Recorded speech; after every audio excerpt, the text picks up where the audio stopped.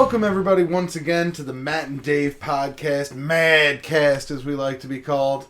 It's great to be back. Only a couple weeks late.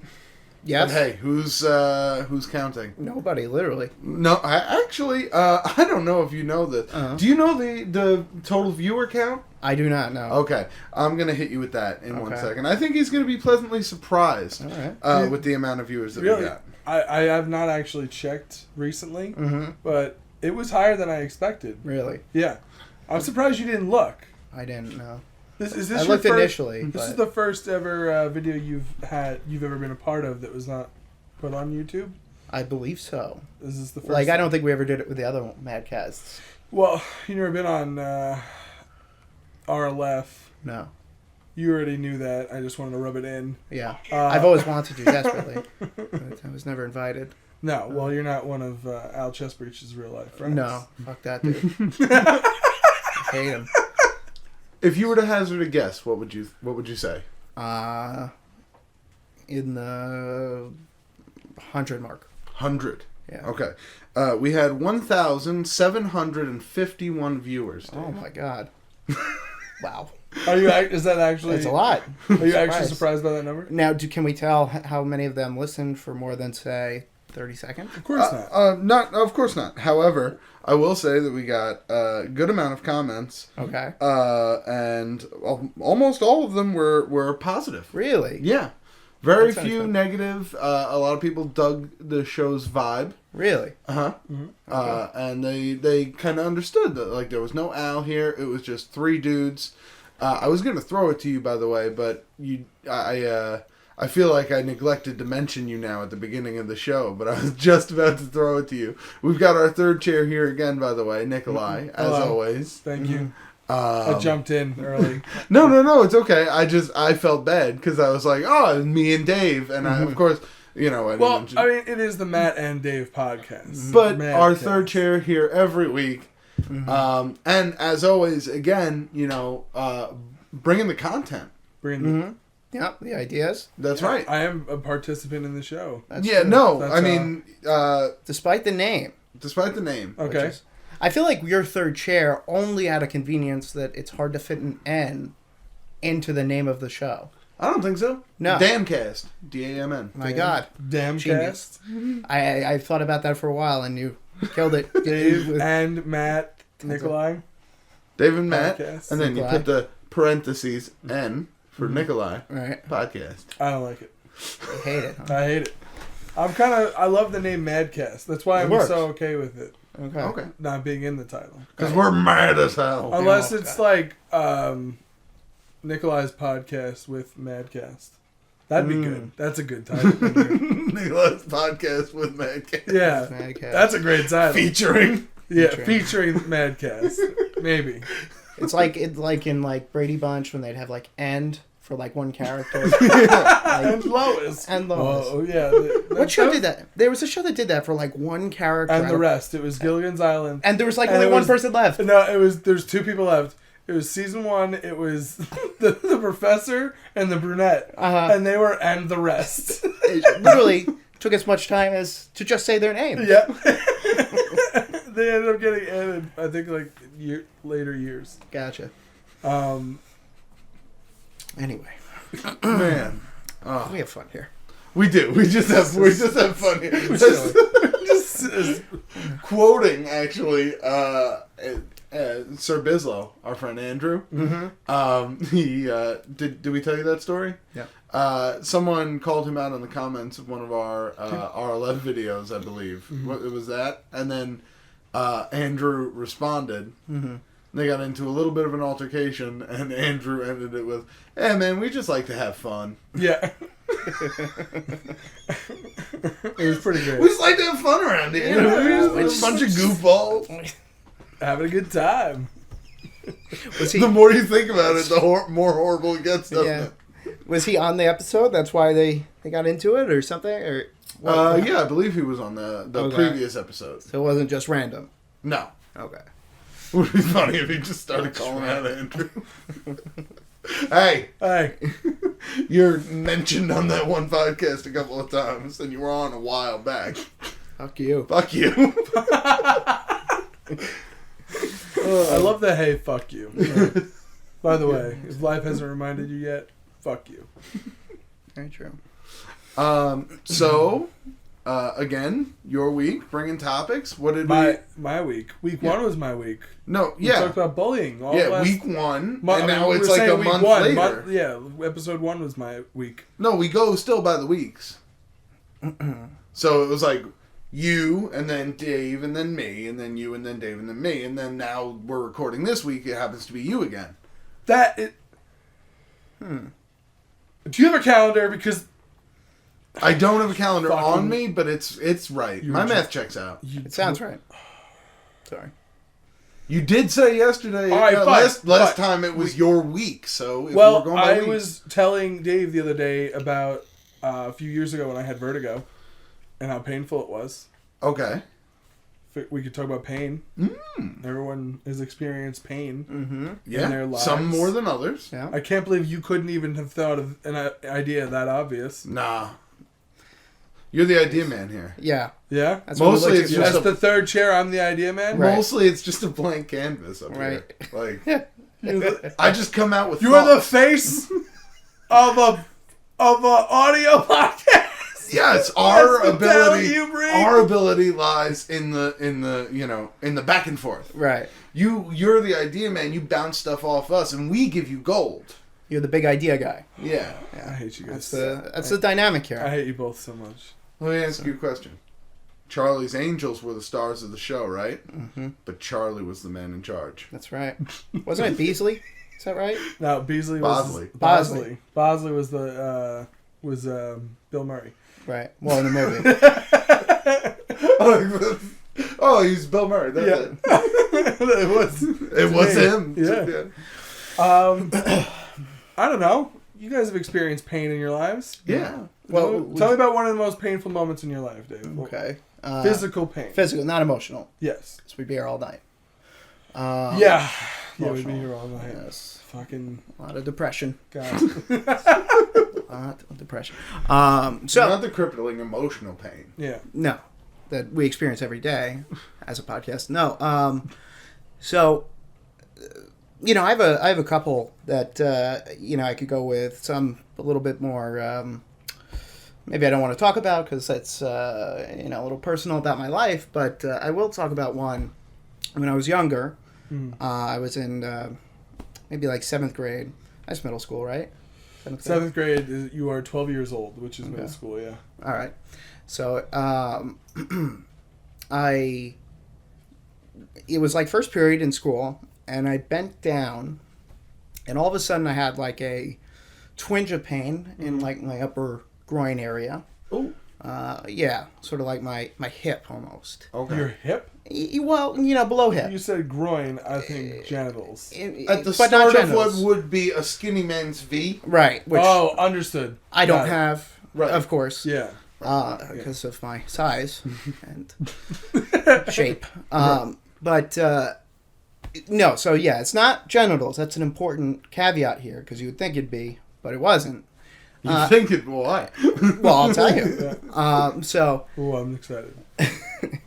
So so throughout the day, it just kind of keeps getting worse, I'm starting to freak out a little bit. We get to gym, and at this point, I think I do realize that it is emanating from the genitals. Right? Mm-hmm. It's testicular pain. I've realized that at this point. How long have you been just living your life with nut pain? So this is like hours. This is like all day, yeah. Well, it's not an easy thing to tell people. Was it agonizing? Not at first. And if I position myself, in a good way, I can make it go away, sort of. Okay. But I get the gym. I'm a little pussy. I don't want to tell anyone that there's a problem. So why are you a pussy for not wanting to tell someone? It's just... my balls hurt, mister. Right. I understand. I can totally appreciate how that would be an awkward conversation. It's an awkward conversation. Yeah. I didn't want to have that. So I didn't say anything. And so, now we start doing, push-ups and stuff, which was already a difficult thing for me. Push-ups were a nightmare. So wait, quite wait, a hassle. Did you have to get changed? into gym clothes? I think I did what I always did, which was like take off my sweatshirt, and that was like changing. Oh, or I like wore shorts. Wait, are you the? Okay, I was like, I didn't really change. You wear jeans because most gym teachers are not like that's rule number one is no jeans. So I'd wear like shorts under the jeans or something, or I think I even changed my pants. But regardless, so so I start doing these push-ups. I'm picturing you, like. A little beads of sweat across the brow line, right? Because of concern, right? And just quivering arms, while your ass is straight up, doing awful, push-ups, and you're barely going down at all, right? And that's essentially what happened. I go to try to do it because. Did you make that noise? I don't believe I made a noise, but it's possible. Oh, man. The worst is pain utterances. Yeah. Like when you get hurt and you're just like, ah! And it's just, and you can't help it. I'm a girl. Nothing is worse than like a YouTube video that ends with a, oh. Yeah. You're like, oh, no. That's why watching people get winded is so awful. Because it usually, there's a, this just the awful groan of every last bit of oxygen leaving your body. You played football. I mean, the sound of someone getting the air knocked out of them, and then they're just on the ground. I'll never move. I'll never breathe. I'll never walk. Just everything's broken. All of it. This is it for me. The lights are going out. I've never not felt pain. So I'm sorry. You were going. So you're doing your lady push-ups. My lady push-ups, which again, these are already lady push-ups now, and so it's like double worse. So now, So okay. I'm trying to do push-ups, but obviously it's not happening. I can barely move at this point, and it's made it worse by like trying to do physical activity. So the coach comes up to me and starts asking me what's going on, and it's high school or middle school gym coaches are not great at like emotional support. No, as you might think, being very compassionate and understanding. So it wasn't like he really sympathized and made it easy on me. So I ended up having to tell him what was going on, and then my balls were really bothering me, and it was like a co-ed class, so like there was other people there hearing. So there's girls. There was girls there. Girls there that. Wait, do you remember the phrasing used? I don't know, but I'm sure it was horribly embarrassing, and Like, what do you? If you had a guess, just try and throw a guess out there. I probably tried to play it subtle, like, oh, I'm a bit in pain, and he would say, what's wrong, and then I'd be like, down there, it's really hurting me. And then eventually I'd just be like, look, my fucking balls hurt. Something happened. So I'm sure it was something like, it was something timid and just embarrassing. Coach. And now you realize that the entire, like, just by getting older, you realize you could have just been like, can I talk to you, like, over there for, like, a second away from all these people? Right. But you just don't have that mindset when you're a kid. You're just like, he's asking me now, I gotta tell him. My balls! Ouch! Oh! Yeah, now, I'd be like, hey, fucking ball ache. I'm leaving, You know how it goes. Yeah. I'm out of here! Oof. Oh, and you waddle out. Oh, what did I do? Out of the way! Ball pain! So anyway. Yeah. I spend the rest of the day at school. I think I got let out of gym, but I spend the rest of the day at school. I go home. Wait. I didn't leave. So you don't participate, but you stay in the gym class? I didn't go to nurse. I didn't go to the nurse. The gym teacher... I sat on the side. Here's the sentence, I've got pain from down there. Yeah. And doesn't send you to the nurse. No, he didn't. But believes you enough to not let you participate. My guess is like he didn't believe me, but like he was just, I'm like a fat kid, and so he was like, well, I was just trying to get out of it. And, that's Did sort of my guess. Did you see his push-ups before?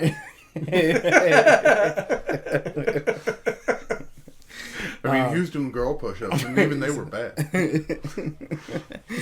So I stay at school. It's getting worse and worse. And, I know something's seriously wrong at this point. I go home, and now I'm, like, freaking out. Now I got to broach the subject with my mom. So your mom is a nurse at this Well, time. Not then. She was okay. still, like, in sales or something. So. Oh, okay. But even if she wasn't a nurse, my mom is very bad at handling people who are, or at least her family who are sick or like injured. She gets like angry at us, like me or my dad. Yeah, because she's like emotionally crazy. So she's fucking Okay. like she's just a fucking nut job. So she'll get angry. So like I told her, and it was hard to tell her, and so she was like, yeah, you'll get over it. And like I had a dentist appointment, so I ended up going to that. Oh my god! Okay. My mom was like, it's fine, fucking, you're going to your dentist. Your maybe nuts hurt. Yeah. Good. Yeah. Yeah. You're getting the plaque cleaned out between your teeth. Exactly. So I go to the dentist, and I'm still telling her like this is serious. So go to the hospital. She finally believes you enough that you go to the ER. Yeah, exactly. And so they tell me, first of all, it's like the worst fucking experience of my life. Like the nurse comes in and starts pressing my stomach and get my pants off, and it's. Are your boys out? Yeah. Oh yeah. The whole time, like I was at the hospital for like 8 hours. You can just imagine I had my dick out the entire time. I mean, just like sonograms and just, and I'm not kidding here. Like, Oh my god! Random people were walking in and out. Like, I was having a sonogram and like two other people just came in and were like having just like chatting, like about work, like while I'm on the table. There's some 12-year-old. Yeah, exactly. Balls. Anyway. Yeah. I'm watching Game of Thrones. She won't shut up. Exactly. That's exactly what it was. I find out I have a strangulated testicle, which means my testicle twisted, and now it's not getting any oxygen. Apparently, if I had waited any longer, I would have lost it. Like it was like almost necrotic. Wow. Yeah. So I get. All right. So I'm so sorry. I want to just backtrack here. If we started on the pain scale 1 to 10, in the morning we're at a what? When you first notice it? Maybe like a 3. When do we hit a 10? By the time I'm in the hospital, it's a 10. Okay. It's just full on like it feels like someone's just grabbing onto one of your testicles and holding it. Yeah, and just squeezing. Yeah, all straight like, and any. Oh my god. Yeah, it was unimaginable. So what is like the remedy for that? So they untwisted or something, right? So now it's not. This is what happened. They untwisted. Just like it. I guess. Right? I don't really remember. Okay. I'm assuming it's something like that, though, where They they're give just you pain twisted. medication? No, they didn't. Oh, do you remember at any point? You never had surgery or anything? No. It was just like physical, like outside the body twisting or something like that. So they just worked the boy back into the position. Exactly. I don't know who their specializes. Getting an erection. Yeah. Who there specializes in that, like that's something they know how to do. Just like we need a lullaby ball twister on the floor. Janet. A lullaby ball twister. A little boy ball twister. Oh. Yeah. The lullaby was the brand name. No. So I don't know how that worked out. But so I leave and now it's fixed. But I have an infection now that they didn't know I had, and I leave with no pain medicine. And so now for about you have an infection in my ball, like it's become infected. They didn't realize that it was infected. They twisted it back, so now it's in its regular place, but it's infected. Okay. So that pain doesn't go away. That pain stays with me for about a week. I leave the hospital. What? Yeah. So now, and you think that it's normal that your nut feels that way because you just had it untwisted, and like it's leftover pain, and it just needs time to heal, that sort of thing. And it doesn't dull? When you were in the A hospital, little, but it was like I couldn't stand. I could if I was in a car, even the slightest little bounce would set it off. Like I could not move almost. And your parents were totally aware that you're in this constant 8. Yeah, I don't know why I didn't go back sooner. Because eventually, I went back and they gave me antibiotics and like realized what had happened, and that cleared it up. I've got to backtrack. Yeah. You're in the hospital. The doctors do something that you don't remember. Right. Do you remember a moment of, I'm in pain, I'm in less pain? No. Okay. And in fact, I'm like almost 100% certain there was never, I didn't leave the hospital in less pain. It was the same. And I think they probably just told me, that's normal, it'll take some time, it's swollen, whatever. Of course, that was wrong. It was infected. And again, had I not gone sooner, or had I waited longer, I would have lost it, and I could have lost my other testicle, even my penis, the whole 9 yards. Why are you just the toughest little boy in the world when it comes to your nuts? You're like, I'm not going to tell anybody, I'm going to stick it out. And now you know where my, fetish with ball torture comes from. So I mean, it all. I almost lost these ones. Now stomp on them. Yeah, so I don't know. So yeah, I go back, get antibiotics, and then it's fine. But it was a scary week. Now they're infected. Do they swell? No, I don't think. You know what? I do think that it did swell because I remember feeling it, and it was much bigger.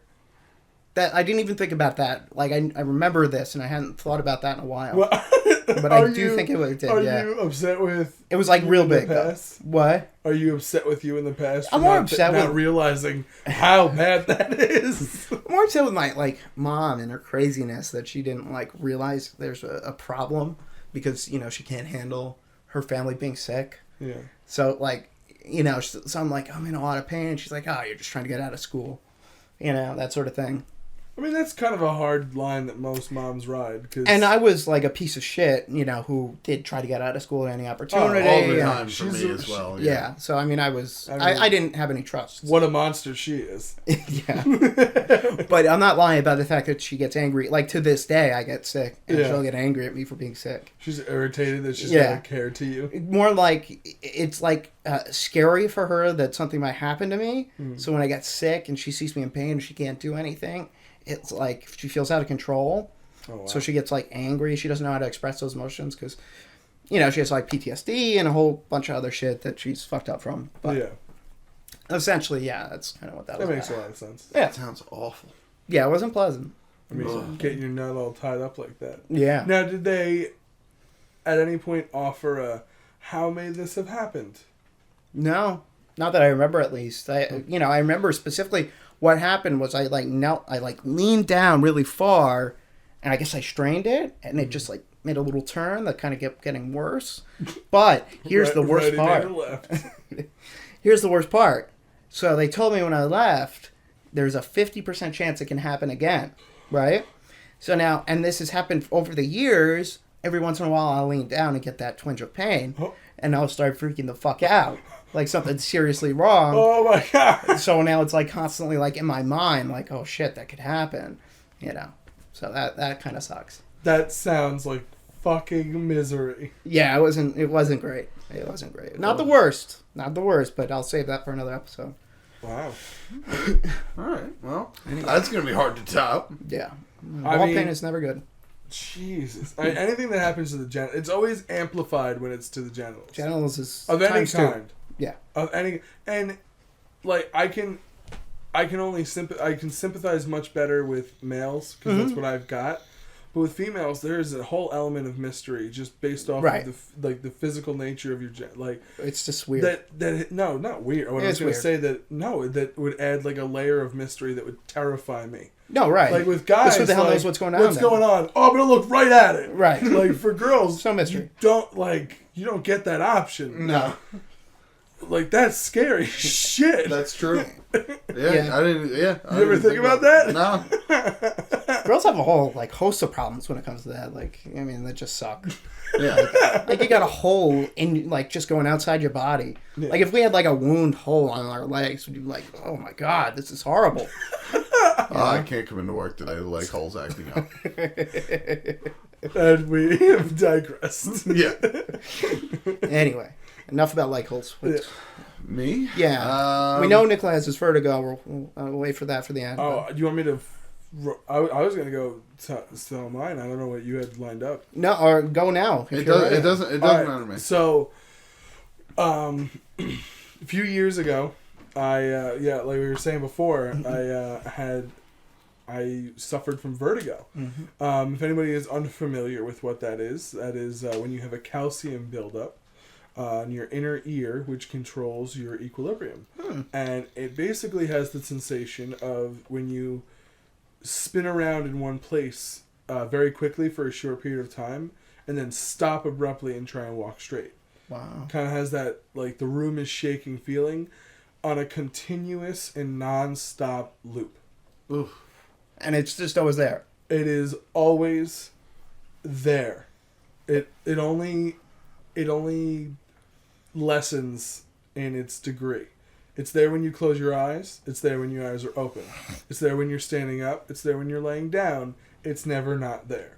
It's the sensation that you think is going to stop because why wouldn't it? It always has. Yeah. And then it doesn't. And it's torture. So you just woke up one day and all of a sudden? So, to this day, and it's so funny because it's such a bad rap and I feel bad. Have you guys ever... I ate at this burger place and I got sick that night. I will never eat at X burger place before. Yeah. The night before, I made myself sausage peppers. Got nice rolls, toasted them. Uh-huh. I think the onions weren't that good. Because my sister got a stomach ache that night. Mm-hmm. I had a stomach ache that night. And it just didn't feel right. Woke up the next morning. Felt so nauseous. More nauseous than I had ever, had felt in a really long time. Thought it was a stomach bug. Turns out my sister was up all night throwing up. I go, throw my guts up. It's terrible. I am not someone who's good at vomiting. Mm-hmm. Some it's people... a skill. Yeah, some people are just like, all right, this is going to happen to me, and ha-da-da-da. Yeah. I'm a pro. I'm a pro, yeah. Fight it. I breathe it out. That's the worst. This isn't going to happen to me. Nope. Gotta embrace it. I'm an adult, and if I don't want to puke, I don't puke. Right. Because I am the master of my breathe it out. And I've always been that way. So then once it happens, it's like this full embrace, and it's just we've dubbed it the vomit dragon.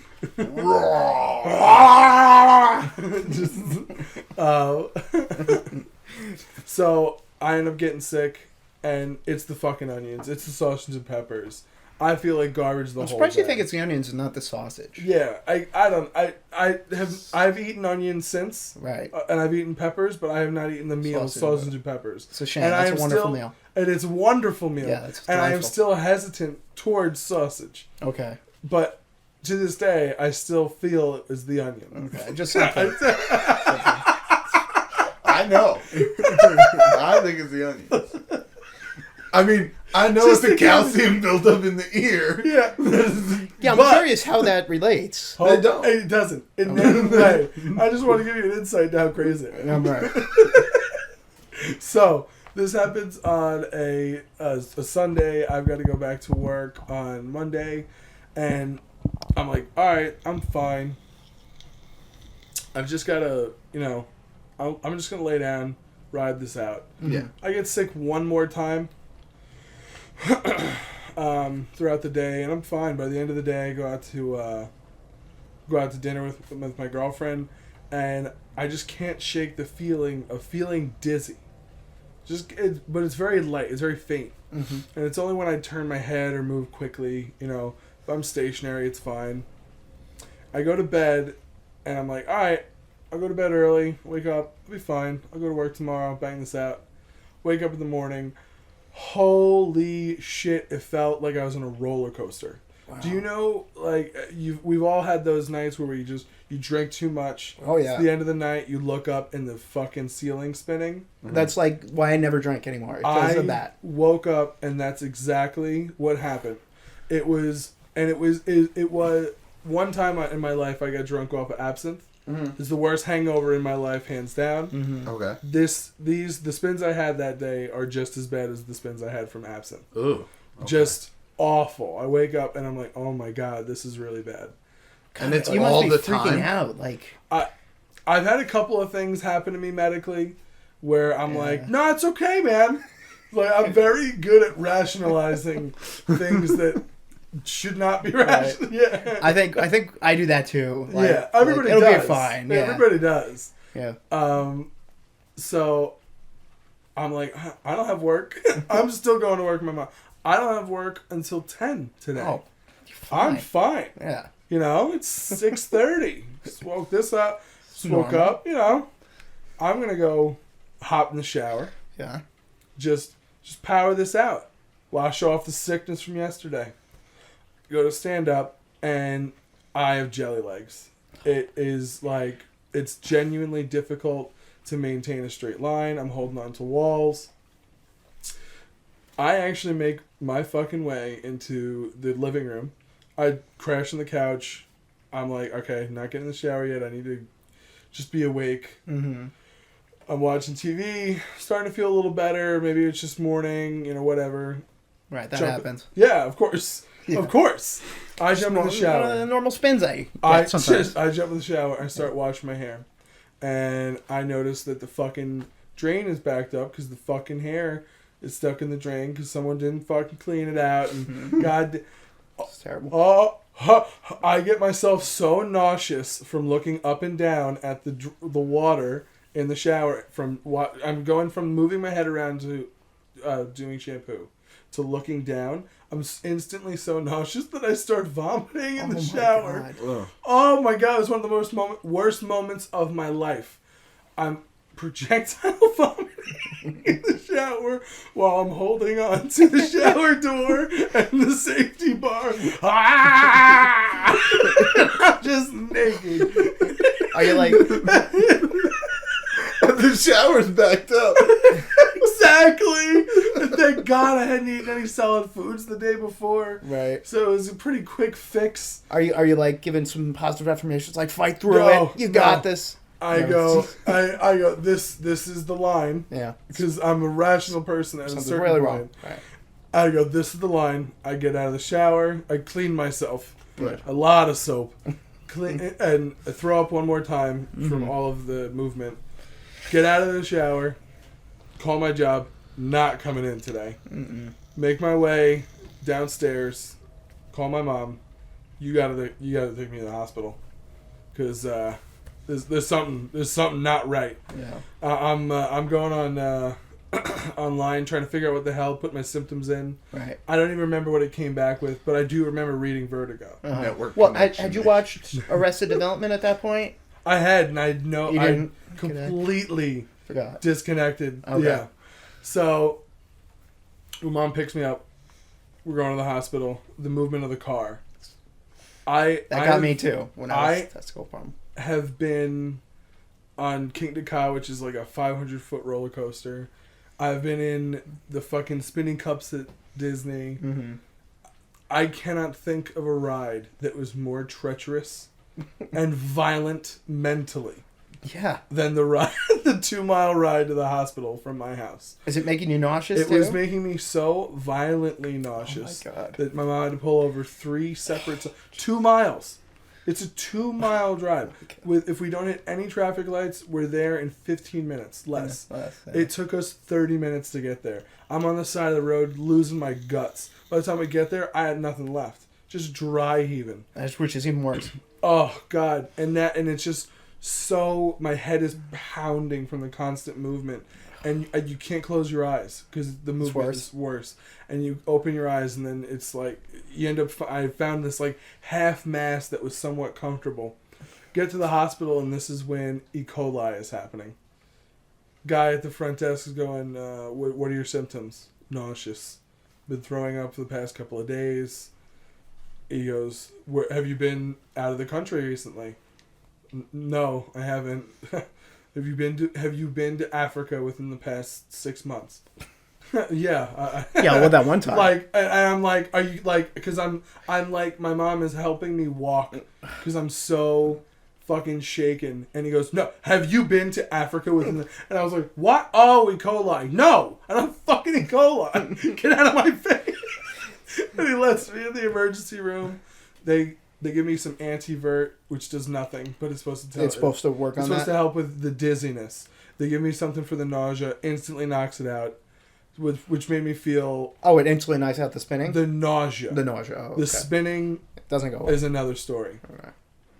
Doctor explains to me what I have going on. Explains to me that all I have to do is that he's going to give me antivert medication, but the real way you fix vertigo is there's a medical movement that you need to do that resets the calcium in the calcium deposits that have attached to the stuff in your ears that control your equilibrium. And it's true. It's real. It's crazy. And when he was explaining it to me like an idiot, I wasn't paying attention because I was just like, oh my God, you're prescribing me pills and that's going to do the trick. Yeah, right. That's all you need. That's all you need, right? I do the exercise the first 4 days and I'm like, this is stupid and just hurts. It didn't help at all? Because it amplifies the movement because it is intentional head movements. So what are you doing? Just like so you're specifically holding your head in one direction for like 15 seconds, and then you have to abruptly sit up and hold your head in that one direction, and then you have to lay back down. And I'm not describing it correctly. And anybody who's had vertigo, please know that, like, I apologize for describing this incorrectly. But it's similar to that. Right. And what that does is that's kind of just shaking everything up a little bit. Gotcha. I have the effects, the spins, for the next 8 weeks. That's incredible. How did you not? Were you like? And I'm like not even kidding. Like I'm not kidding. Yeah. Were you ever considering suicide? No. Like even just lightly? No. But, okay. And let me clarify the 8-week time span. All right. If we're talking the spinning scale, we're a 10. We're a fucking 11 at the hospital. Mm-hmm. I am at a 10 probably for the next day or two. Actually, no, it's never as bad as it is at the hospital. By the end of the first 2 weeks, we are clear of the worst. Like the worst of it. But I'm in a steady 6. And I end up becoming comfortable at a 6 because I stay there for almost like 3 to 4 weeks. Jesus. And then it's like a 2 to a 1 for the last 2 weeks. I just woke up one morning, just like the morning I woke up when I got it. And I was like, oh my God, I just realized I don't feel horrifically dizzy today. I went back to work after 3 days. Mm-hmm. I was driving a forklift my first day back to work. That's because you're crazy neurosis about not missing work, right? That's true. I have a crazy neurosis about not missing work. Mm-hmm. I was driving my car to work. Smart. I have made the mistake of driving blackout drunk. Mm-hmm. We all have. Once or twice in my life. It was so much more dangerous for me to drive dead sober with vertigo. Of course. So much more danger. Like, I am so fucking lucky, and I don't know why I was so stubborn. But I had the effects of this vertigo for no lie. 8 weeks. At one point, I was seriously concerned. I was like, this has been... I gave it 2 weeks. Yeah. I gave it 2 weeks because the doctor at the ER said, you will feel the effects of this for 2 weeks. And I said, you're fucking crazy because people don't get sick for 2 weeks at a time. Never. Yeah. Can't go on that long. I was like, after the end of 1 week, I was like, all right, one more week and then I'm going. 1 more week and I went to see the family doctor. Starts asking me questions. He's like, he's telling me about the antivert. It's like, that's going to help, but that's really not going to fix this. You have to do the exercises. And then, he that's when he stressed it. And he's like, you have to do the exercises. And he goes, well, let me ask you, what, have you asked like how or why this happened? Me? Never. And he goes, well, more often than not, this is caused by a head injury. Oh. Have you had any? And I go, oh, that makes a lot of sense. They were asking me if I had been in any accidents or had any head injuries recently, when I was at the hospital. Mm-hmm. So I put 2 and 2 together, and I'm like, no. And then I stop and think about it. 3 days before I woke up, or 2 days before I woke up with the vertigo, mm-hmm. I was at work. I was on an order picker. I was 15 feet in the air, moving a 200-pound box that's 8 feet long, so you have to move one side at a time. And my tether locked, and it threw me off balance, and I fell backwards. And as I was falling, I had enough slack on the tether, and enough wherewithal to wrap my arm and grab it.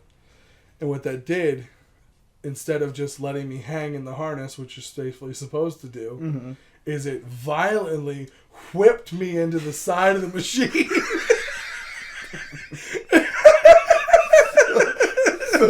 So they have protocols that were like, if you fall, just let yourself fall. You'll be fine. Yeah. And you were like, not today. I'm saving me, motherfucker.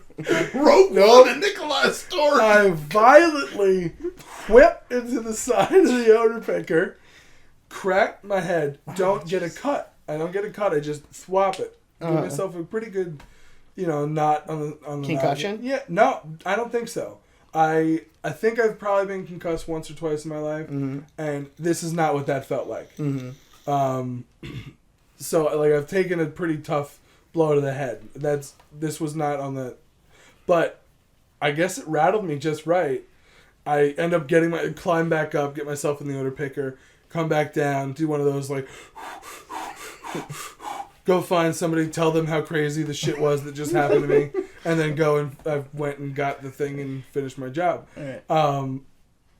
I tell my doctor that, and he goes, "Are you kidding?" Yeah. How did your dad? He's like, "How did you?" Oh, yeah. And he's examining my head, and he's like, "And when did this?" I was like, I've been feeling the effects for multiple. He's like, "So this happened 15, 16 days ago." He's like, "All right, well, there's no lump left, which means that, it probably was. It was not a substantial blow. Mm-hmm. You're okay." Like, now, did he say?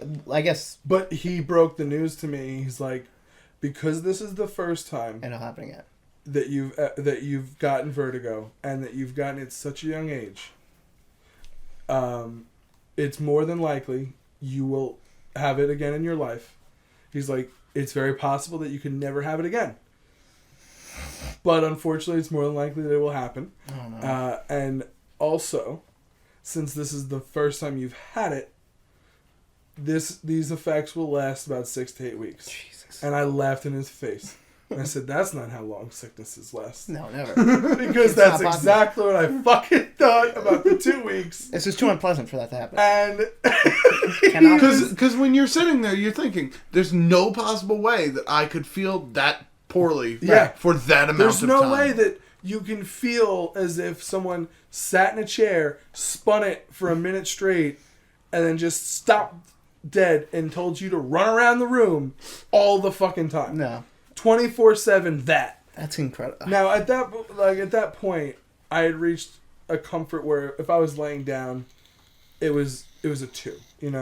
It's when I was walking around or driving or and you could sleep like. Oh, I was able to sleep pretty comfortably after the first couple of days. Believe it or not, I was, pretty good with that. Like yeah, and that helped. Yeah. Wow. Okay. So that was one of the most painful, similar situation.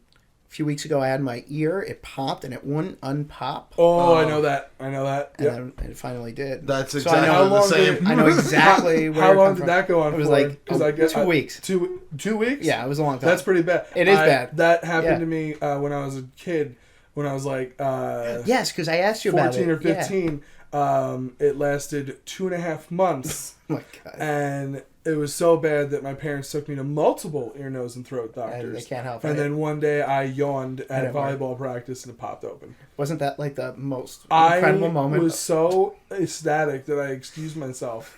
Had to sit down. Can I go to the bathroom? And I went to the bathroom and I was like, holy fucking shit! Holy fucking... Because I thought my ear was broken and it was going to be broken forever. Right. Yeah. I know. Like I said before, I've had weird medical things in my past. Yes. Like that and other things. The other one too, the big one. What? Lyme and. Oh yeah, I had Lyme disease.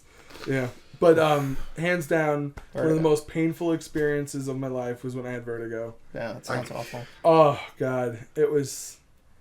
And that's not just centered on one. That's your it's head. A weird that's pain. Your gut. That's it's a weird. Your entire center of balance. Yeah. Your whole reality is not right. I instantly felt exactly yes. Yeah, that's the way you just said it is perfect. My whole reality was not right. Here, have hallucinations for 8 weeks. Yeah. Holy shit! Just. And that whole time I only fell once. I only lost my balance to the point that I fell one time. It's not bad. I was lucky. I fell backwards onto a bed. It's like you didn't hit your head. Yeah. Oh man. So are you paranoid now? Super paranoid. Yeah, I would be too. So paranoid to the point where what happened to me? Hit your head somehow. Okay. I've only been really super drunk probably once or twice in the past 3 or 4 years. Okay. Which means I get hungover fucking whether I have 4 beers or 12, I'm getting a hangover. I got dealt that card in life. There's some people 50 beers no hangover, 1 beer no hangover. I don't get it. So I woke up with the spins and I was just and instantly my mind went, you have vertigo again. You're fucked. your whole life is fucked. You're never gonna drive again. Let's just go straight to the hospital. And then, I went to the bathroom, peed, laid back down, took Advil, woke up a few hours later, and I was fine. But since having the vertigo a few times, and it still happens to me this is so weird, but very personal, I guess. Mm-hmm. I still deal with it whenever I take a shower. Really? When I guess because it's a hot environment, when I'm moving around, if I have my, moving my head up and down while I'm doing the shampoo, rinsing my hair, I do my head backwards underneath from all of that movement, I'll get like the spins a little bit. How long does it last? Oh, it's a few seconds. That's very interesting because that actually happens to me like a lot. Really? It's probably low. Like when I put my head back like this for like a little bit and then like I'll bring it forward, it'll definitely like very nauseous for like an hour or so. Dizzy. Nauseous from spinning? Yeah. That's probably blood pressure. That's probably the change in blood pressure. But it only like if I that's not vertigo. 30 seconds. No, maybe. I mean that happens. I was like, maybe I'm not dying. Maybe it's just vertigo. No, oh god, no, you're really fucked. Yeah. No, that's probably blood pressure. No, but that used to happen to me sometimes too. It would happen when I'm standing up, but it's that blood pressure change. That's generally what it is. And it's not vertigo. That's awful. That's worse than mine. I mean, I don't know, man. They're both pretty awful. Like I said, when you add the genitals thing, it really amplifies it. But like, as far as the vertigo, I'm not afraid of heights. Never have been. Mm-hmm. But ever since that happened, I've been cautious near edges. I can understand that. Where I'm just like, I don't know if I trust my footing. Right. Just because, like, my body betrayed me once. You know what I mean? It could strike again. Yeah, right. I don't know. I've been spending this whole time trying to decide between two to tell. One being the air. That's so that was so bad. And then the other being when I had E. coli poisoning. I don't know that one. I think the E. coli poisoning is a pretty quick one. E. coli is pretty quick. I'll just run through that quickly. Yeah. Was on vacation with my parents. We went to eat at a certain dining establishment down in Florida, where they heard me. You heard it here first. Hard Rock. They served everything came out on like skewers. Okay. And they would come around to your table and they would be like, and people would be like, yeah, sure, I'll take some shrimp. So they would. Is it like a Brazilian place? No, it was more like barbecue, I guess. It was odd.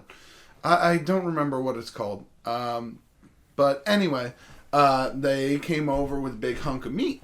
Mm-hmm. And they were like, yeah, and I was like, yeah, of course. Hunk of meat. Who's passing that up? Yeah. So they cut off like 3 big slabs of meat and they put it on my plate. And as I go to eat it, now I'm a youngster. I'm like 13. I don't really eat, weird steak yet. Yeah. I wasn't a big steak eater, but I looked down and I noticed, wow, that is particularly red. Ooh. And I point that out to my dad. I was like, Dad, this looks really red, right? And he's like, no, it's raw. It's fine. And everybody at the table was eating it. So I was like, same exact meat from the same plate. Same exact meat from the same plate. Mm-hmm.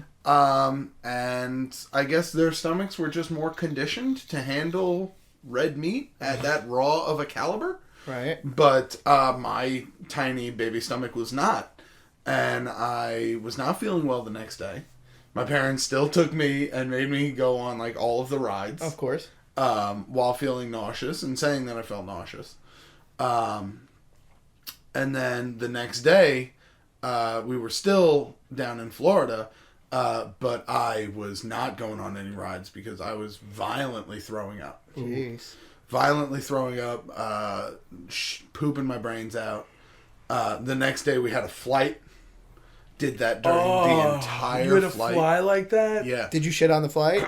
I spent the entire bathroom in the flight. The entire... You spent the entire flight. I spent the entire flight. That's a pretty smelly flight. It was. I spent the entire flight inside the bathroom. Wow. Were there multiple bathrooms? No, it's quick, but still. Yeah, there's multiple bathrooms. But I told like a stewardess, I was like, I am not feeling well.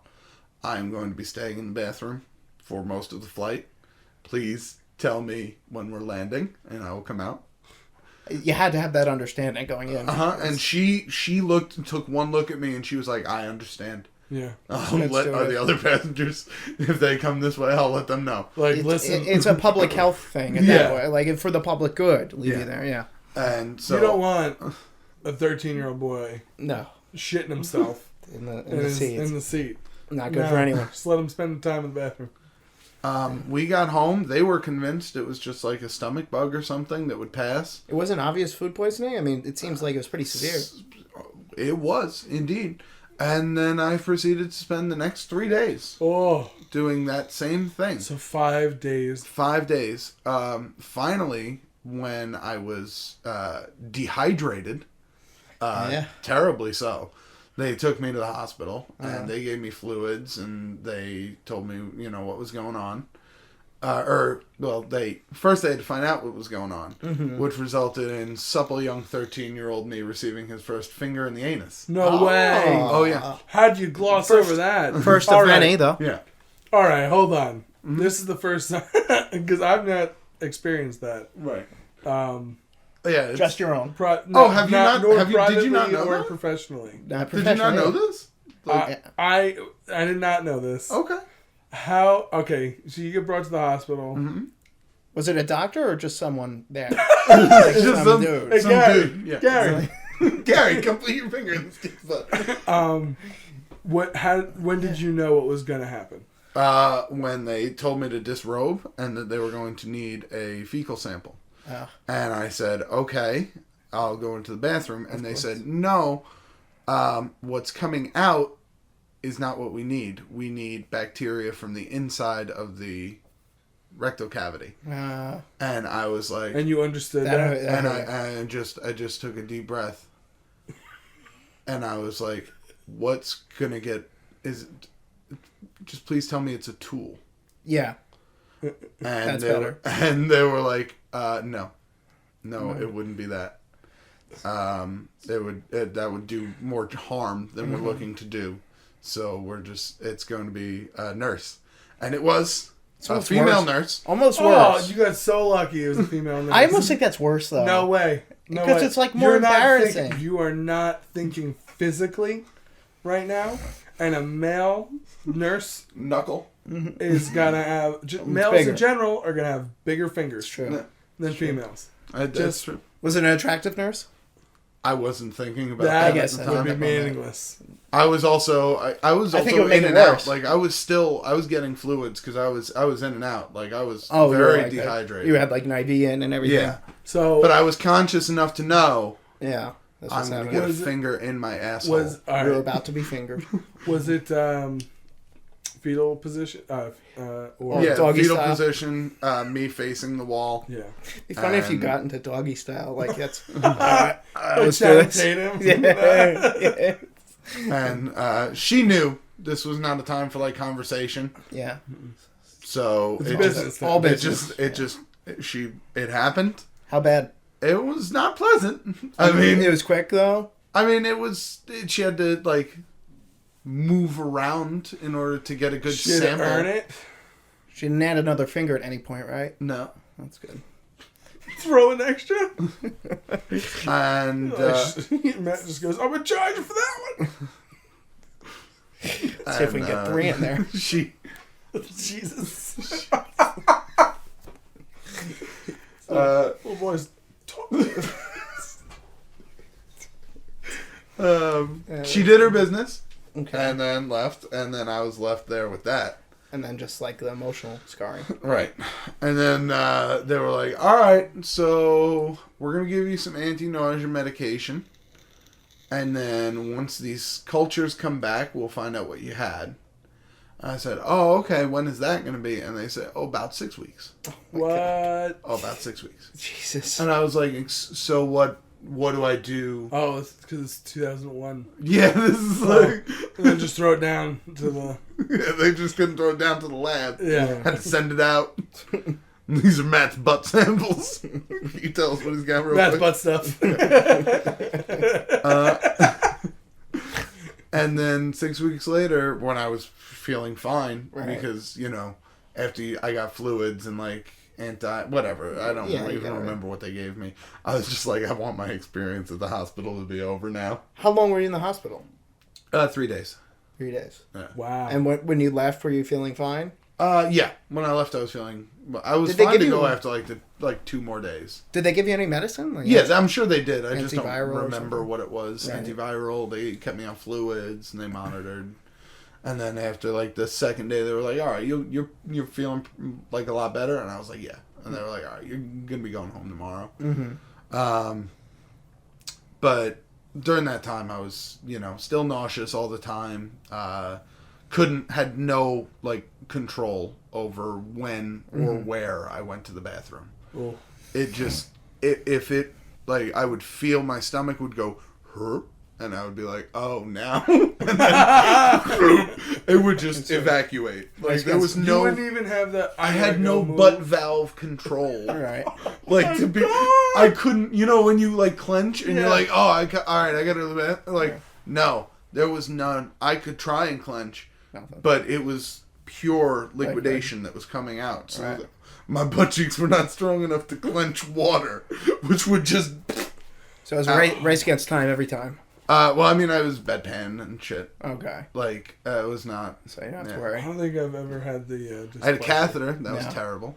It's funny you say that, because the catheter was like my next most... Well, not my next, but one of the most painful experiences of my life. Pretty awful. Yeah. Pretty awful. Were you awake for when they put it in and out? Neither. I mean, I might have been awake, but I was out. Like you didn't know? I didn't even notice it, that they did it. It's incredibly painful going, it was really, going out. Coming out is awful. It's unbelievably painful. Yeah. It's really not a good thing. Yeah. Like for like individual moments of pain, that might be my worst. But no, that whole experience was painful. And when it came back, it was E. coli. Yeah, and when it came back into E. coli, then my dad was like, "Oh, look at that, you had E. coli." Did they, because that's a serious health crisis, did they call the restaurant? Was there a whole big thing about it? Or not that I'm aware of course not. I mean, E. coli is a serious problem. But you didn't have it then. Yeah, but the restaurant, I feel like the Department of Health should have contacted the restaurant. I mean, maybe, but I didn't hear none about it. Okay, wow. So that was pretty bad. And then worst overall actual physical momentary pain was the air. Yeah. Now the air, which you guys aren't familiar with, is a condition called pneumomediastinum, which I recently found out has the anagram of PMS. Oh. So I also had PMS. Right.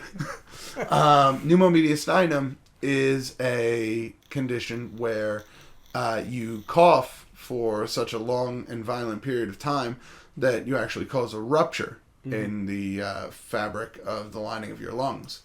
And as you continue to breathe, air forms a pocket inside of that cut and continues, since the hole is now bigger because there's air inside of it, it continues to expand, causing a tremendous amount of pressure in your chest. So I had a very, very bad cough when I was, 17? Yeah, probably around there. I was still in high school. No, when this happened, we were in college. No, we were in college? 19. Okay. Yeah, I was in high school. Because I was around for that. So I had a very bad cough, which I always have very bad coughs. I have shitty lungs. I had a very bad cough, and I was coughing for the entirety of the day, and deep hacking coughs. And I remember one in particular where I was driving, and I coughed, and I just, at the end of the cough, you know how you get that last little that last, and that's supposed to feel really good. Yeah. I remember a very sharp pain when I did it, really? And it felt really bad. But I didn't cough after that. I had a bunch of, it was gross for people listening, but I had a bunch of phlegm come up, and I spit that out of my car window, which is gross too. And then I was like, ugh. Was there blood in it? Not that I saw. Not that they would know. Yeah, I guess not. Not that I saw, but I was like, okay, that's better. And did you know something was wrong at that point, or no? No, because I could breathe. I figured I had just, cleared a blockage or something like that, or something. I didn't think it was anything terrible. But, you know, I still had a runny nose, so I had the postnasal drip, and the cough kept coming back and back. So, as I coughed further on in the day, I noticed in that same spot where I had that pain, like getting worse and worse every time I coughed. And I was just like, man, oh man, that sucks. Time to go to bed, I guess. What else do you do? And my family had been listening to me cough all day, and my mom was like, "We got to go see a doctor." And I was like, "What? I'm fine. I have a bad postnasal drip and a cough. I took some NyQuil. I'll be fine." And she's like, I'm tough. Yeah, I'm a tough, rootin' tootin' tough guy. I'm a tough bitch. And I just remember I was laying in bed, just coughing. And I went to bed early because I was like, you know what, it'll take me a while to get to sleep. So I went to bed at like 8 o'clock. And like 9 o'clock, 10 o'clock, I'm coughing. Is the pain in your chest like getting worse? Horrendously so. Really? Like heart attack almost? Like, is that what you're thinking? No, I'm not thinking heart attack. But I am thinking like, could I have like broken a rib from how much I've been coughing? Ruptured a lung? Right. Which turns out. That's what happened, yeah. Like...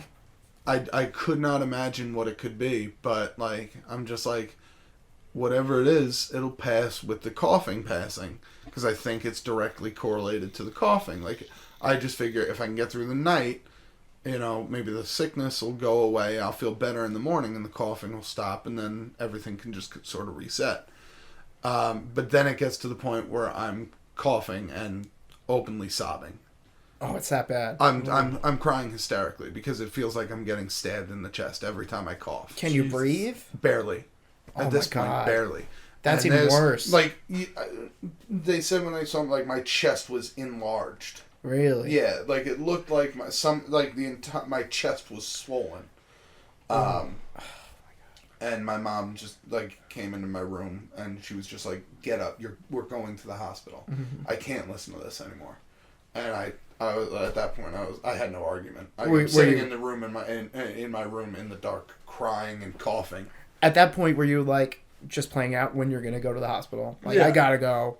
No, I wasn't even thinking about it. Really? I was just thinking about like, please let this stop. Let this stop. Oh man. See, I would have been such an internal clock. Yeah, like it's gonna like if it hits this point, I gotta go. Yeah. Like I'll give myself that much time.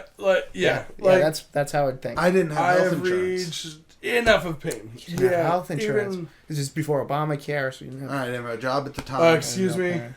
Obamacare. Obama, soon to be repealed. Thank yes. God. Make America sick again. Yes. Cannot wait. I like that. Well, they're going to replace it with something better. Yeah. So I mean, they haven't been able to yet, and we haven't seen a plan. But in the next few weeks, it's all figured out. You're fake news. Shut up. Only took Obama 4 years. You're fake news. You are fake news. You are fake news. That's what everyone says to me. CNN, fake news. Anyway, so we get to the hospital, and again, we're at the hospital, and I walk in, and they're trying to get me to answer questions. And are they like emergency? Like, do they realize how serious this is? Not at first, because we didn't call an ambulance or anything. I just walked into the emergency room. But you should probably always do, like, if it's serious, you should, because they'll see you much quicker. But I still did not think it was serious. Right. Well, I knew it was something had happened. Right. But I figured, like, cracked rib, I'm being a little bitch about pain. Because I am a little bitch about pain in general. Right. Like, if I, like, hurt my knee or something, or if, like, I'll bitch about the fact that, like, oh, it's raining, so my knee hurts today. As if you were I like 75. that you know it, but then you also do it. Yeah. I still realize I do it. Yeah. But I just, you gotta vent somehow. That's true. And they're trying to get me to answer questions, and I'm just, like... And so they realize eventually that I'm barely getting oxygen. And they take me in, lay me down on a stretcher, and they give me a nebulizer. What's that?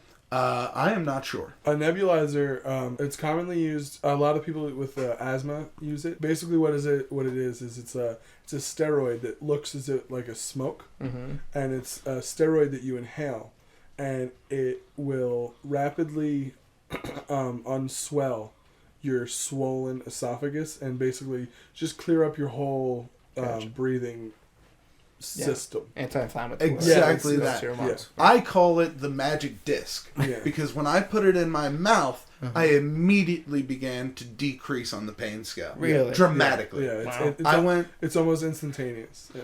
I went from what I know now is up there with the worst pains of my life. So I'm going to say a 10. Yeah. I went from a 10, immediately dropped to a 7. Nice. Almost like with the first puff. And I've watched my mom go from full asthma attack to almost normal human being. Because that's what's in the... Well, no, because like she'd been rushed to the hospital. And Oh, put her on okay, a so nebulizer. serious. Yeah, Gotcha. yeah. Wow. But it was a miracle. I was just like, I'll take 3. I don't care what they cost. I'll take 3, and then I'll go home. I'll ride this bitch out. And so they were like, "What happened? You know, did you have any sort of?" Because they were immediately thinking, like, I guess I don't know what they were thinking at the Collapsed time. lung, maybe? Or... Collapsed. I have no idea. But that they wouldn't give me a nebulizer for that. No, I guess not.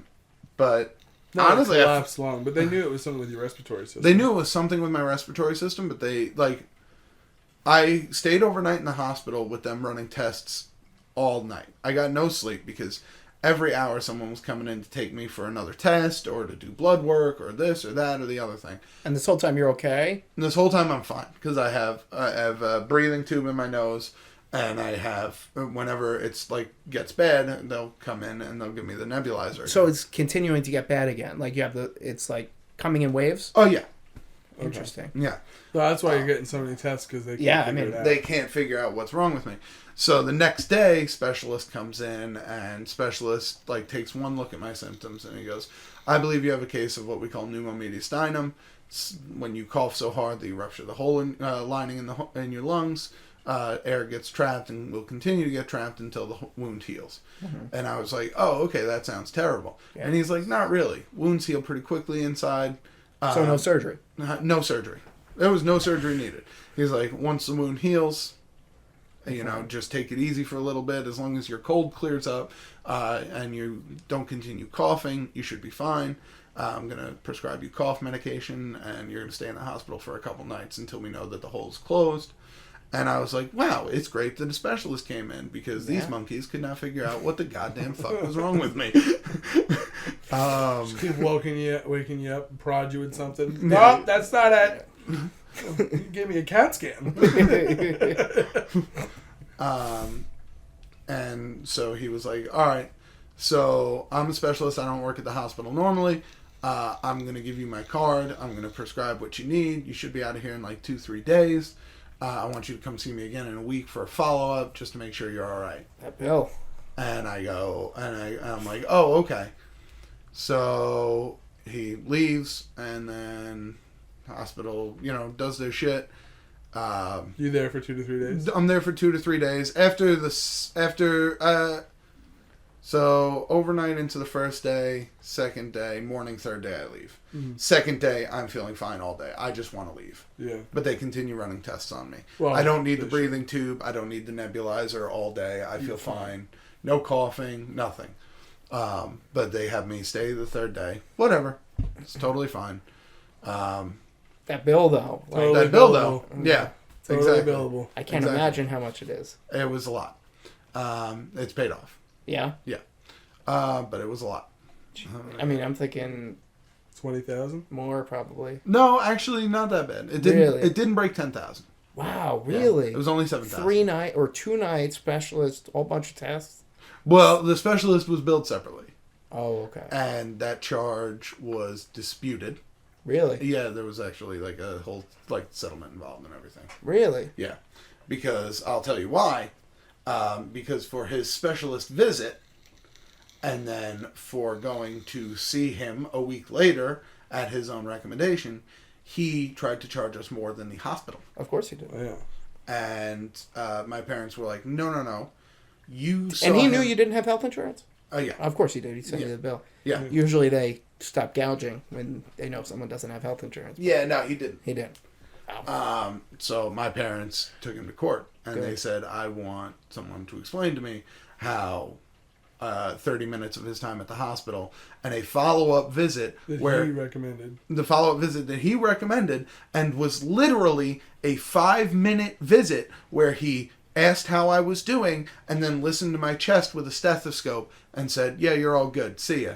And He never actually did anything but diagnose you. diagnosis, Which meant doing nothing. diagnosis. That's Well, it. that is important in the medical. So he No was- doubt diagnosis is important. I don't think it reaches the 10,000 level. So he was No. paid, but not the amount he was asking for. That's good. And the court cost didn't end up... No, we had a pro bono attorney took it. Oh, great. Yeah, family member. Oh, that's awesome. Yeah. So what an ordeal. Yeah, it was a hell of an ordeal. Do you have to worry about that now from the future? I still do. The doctors never said I did. They said once the wound heals and kind of like scars over, it's going to be just as strong as the rest of the tissue there. So it's not really going to have much of an effect. Like, it's not going to be weaker. Right. Wait, so You do know. you still eat sausage and peppers? I still eat sausage and peppers. But you worry about it. I still worry about it. Like, whenever I have a bad cough, I'm like, oh man, I really Or just yeah. don't. But now I know the solution. Now I know if I start to feel that way, just take a quick drive over to the hospital, be like, hook me up with a Nebby.